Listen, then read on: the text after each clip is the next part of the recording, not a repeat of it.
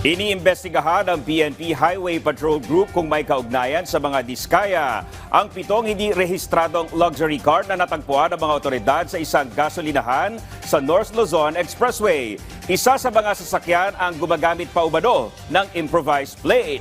Yan ang ulat ni Ryan Lesigues. Tol!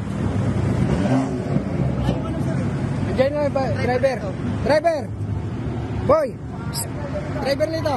Imbes na si Get Together, impounding area ang bagsak ng mga mamahaling sasakyan na ito matapos ang ikinasang operasyon ng PNP Highway Patrol Group at Land Transportation Office o LTO sa isang gasolinahan sa North Luzon Expressway noong Martes. Sabi ni PNP HPG spokesperson Police Lieutenant Laday Malang, napasugod sila sa gasoline station dahil sa tip sa kanila na may kumpulan ng mga mamahaling sasakyan sa lugar. Bro, ganito gawin nyo. Ipunin lahat ng tao, driver, para hindi tayo merapan. 7 mamahaling sasakyan na kinabibilangan ng BMW at Ferrari ang nadatnan nila.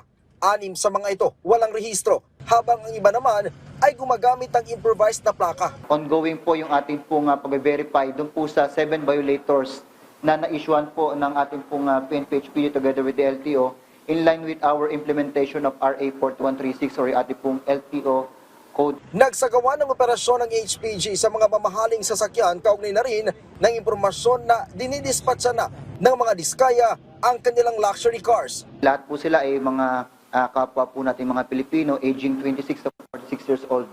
And they are facing doon po sa mga charges po natin, most especially yung reckless driving kasi nga they are driving luxury cars na unregistered.